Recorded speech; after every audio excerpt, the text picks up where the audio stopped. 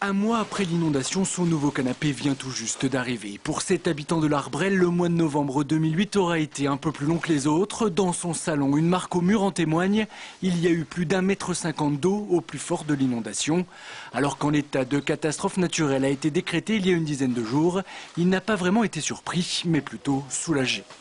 Ça change tout parce que du moment qu'on est en catastrophe naturelle, on est indemnisé par les assurances. Autrement, on n'a rien. Il y a un expert qui est passé, il est passé en 2 fois, une fois pour regarder, une fois pour nous dire combien ça se montait et combien il nous donnait. Et puis après on attend le chèque et puis voilà.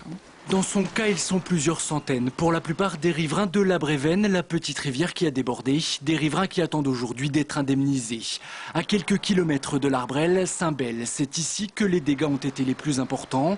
Depuis un mois à la mairie, c'est donc l'effervescence. Tous les dossiers des sinistrés sont examinés avant d'être transmis à la préfecture. On est largement à 250 foyers touchés. Nous avons dû reloger au minimum une dizaine de familles. D'autres personnes sont encore actuellement logées dans leur famille, mais nous sommes en contact avec des agences immobilières du secteur. Mais bon, encore quelques dossiers à traiter. Autre préoccupation de la municipalité, les commerçants. Beaucoup ont dû fermer leurs magasins temporairement à cause des inondations. Les autres souffrent d'un manque de clientèle. Bref, là aussi, il y a urgence.